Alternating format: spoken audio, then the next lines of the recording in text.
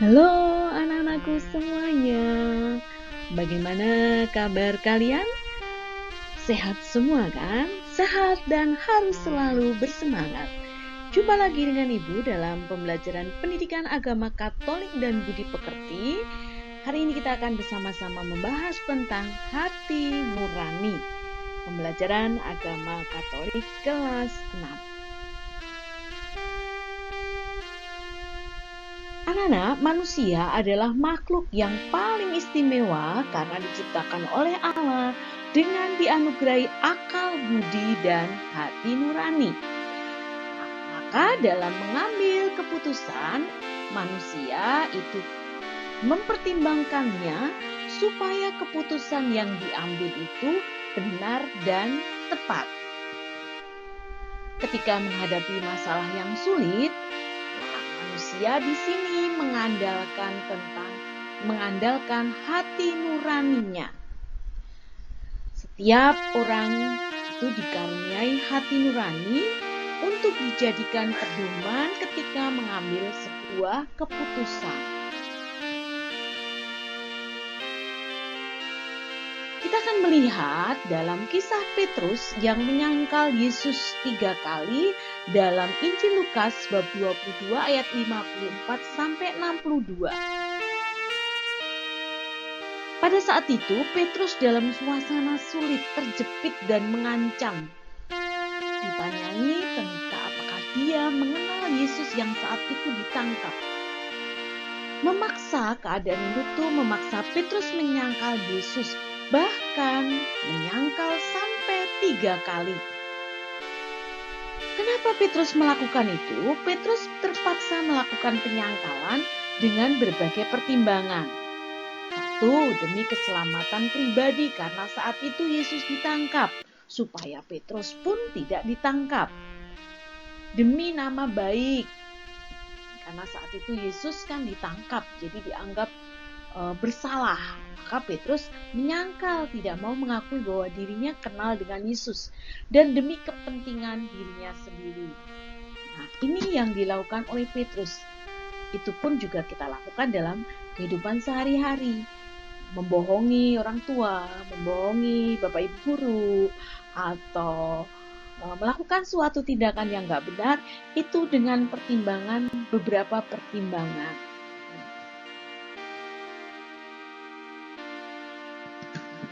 Setelah Petrus menyangkal, ketika itu Yesus menoleh dan memandang Petrus. Setelah 3 kali menyangkal, Yesus yang saat itu ditangkap menoleh dan memandang Petrus.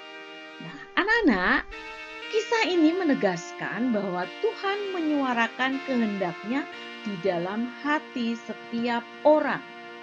Dalam lubuk hati setiap orang, hati nurani itu bekerja. Nah, hati nurani ini memberikan perintah untuk melakukan yang baik dan menghindari perbuatan jahat. Jadi hati nurani kita itu memerintahkan atau memberikan perintah melakukan yang baik dan menghindari perbuatan yang jahat. Hati nurani juga menilai keputusan kita. Apakah keputusan yang kita ambil ini baik atau jahat? Berikutnya, kita akan melihat dari Konsili Vatikan II dalam dokumennya Gaudium et Spes, artikel ke-16.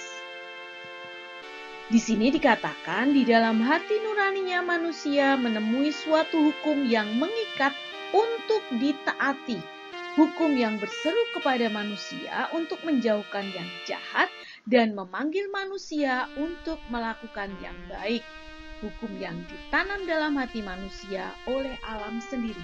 Jelas sekali dalam Gaudium et Spes ke artikel ke-16 ini bahwa hati nurani manusia itu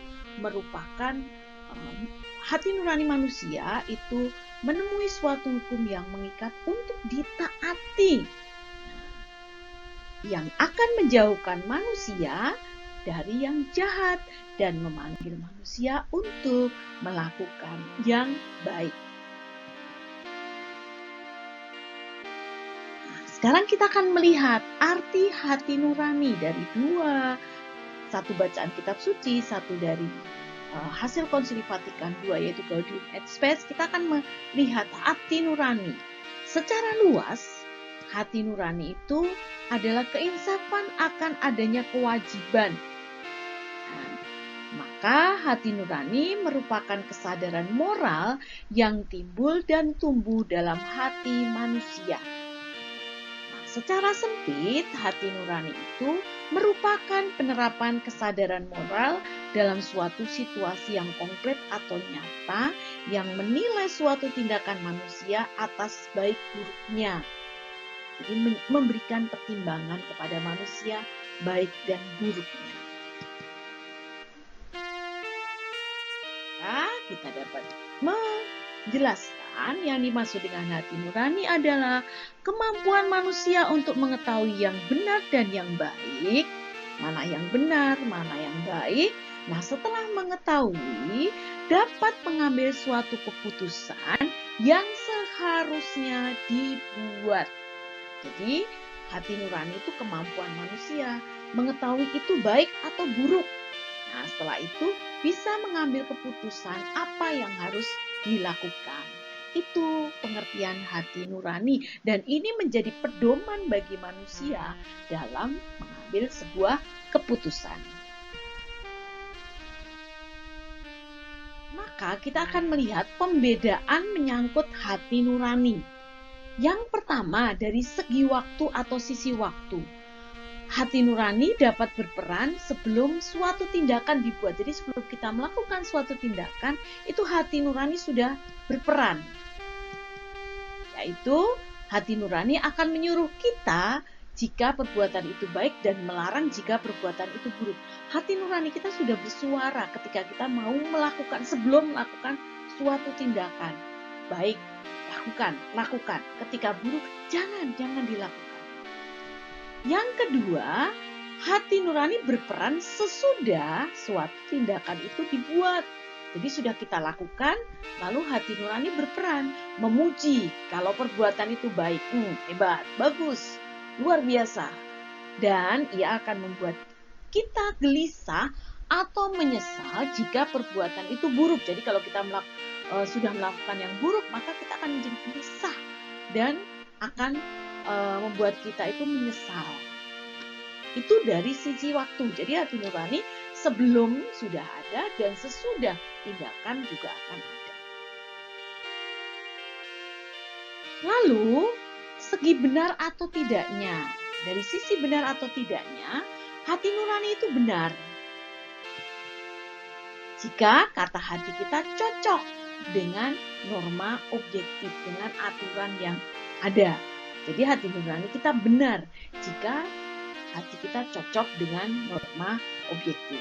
Nah, hati nurani itu bisa keliru. Hati nurani itu akan keliru apabila kata hati kita tidak cocok dengan norma objektif. Sekarang, dari segi pasti atau tidaknya hati nurani.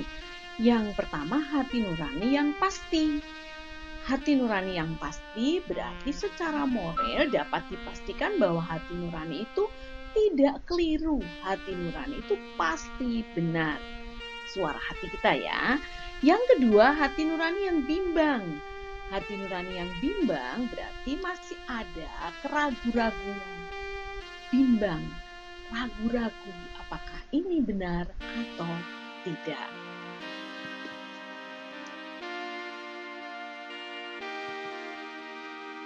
Karena kemampuan manusia untuk mengetahui yang benar dan yang baik itu dapat menjadi lemah anak-anak, atau keliru, atau tersesat dan tidak berfungsi secara benar. Jadi hati nurani kita itu bisa saja bisa saja menjadi lemah, keliru, tersesat dan berfungsi secara tidak benar.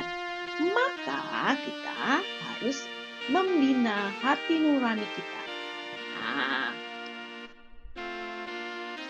sekarang bagaimanakah cara kita membina hati nurani kita? Yang pertama dengan mengikuti hati nurani dalam segala hal. Seseorang yang selalu berbuat sesuai dengan hati nuraninya, maka hati nuraninya akan semakin terang, tepat, dan berwibawa. Jadi kalau kita selalu mengikuti hati nurani kita, pasti kita akan semakin terang, tepat, dan berwibawa. Seseorang yang selalu mengikuti dorongan suara hati, keyakinannya akan menjadi sehat dan kuat, dipercaya oleh orang lain karena memiliki hati yang murni dan mesra dengan Allah. Jadi cara kita membina hati nurani yang itu mengikuti hati nurani dalam segala hal. Karena hati nurani kita itu selalu membisikkan sesuatu yang baik. Tapi kadang-kadang kita pura-pura tidak mendengar. Maka kita mulai dari sekarang harus mengikuti hati nurani dalam segala hal. Yang kedua adalah cara membina hati nurani mencari keterangan pada sumber yang baik. Nah, membaca kitab suci misalnya, bacaan rohani, film rohani, dan buku-buku yang bermutu yang bisa memberikan keterangan yang baik dan benar tentang hati nurani. Yang kedua, bertanya kepada orang yang memiliki pengetahuan dan pengalaman, misalnya ke romo, suster, ke orang tua, atau ke bapak ibu guru, ya, atau ke sumber-sumber yang lain, pembicara-pembicara yang lain yang mereka mempunyai pengalaman dan pengetahuan yang lebih banyak. Dan yang ketiga, ikut dalam kegiatan rohani, misalnya rekoleksi, retret, dan kegiatan-kegiatan yang lain. Misalnya kegiatan-kegiatan ibadah, doa lingkungan, ibadat lingkungan, dan sebagainya. Yang ketiga, koreksi diri atau introspeksi. Mengoreksi dirinya sendiri atau introspeksi diri. Seseorang yang selalu mengikuti dorongan suara hati, keyakinannya akan menjadi sehat dan kuat dan dipercaya oleh orang lain karena memiliki hati yang murni dan mesra dengan Allah. Jadi apa yang kita lakukan, kita koreksi diri kita. Jangan hanya mencari kesalahan orang lain, tetapi introspeksi. Kenapa?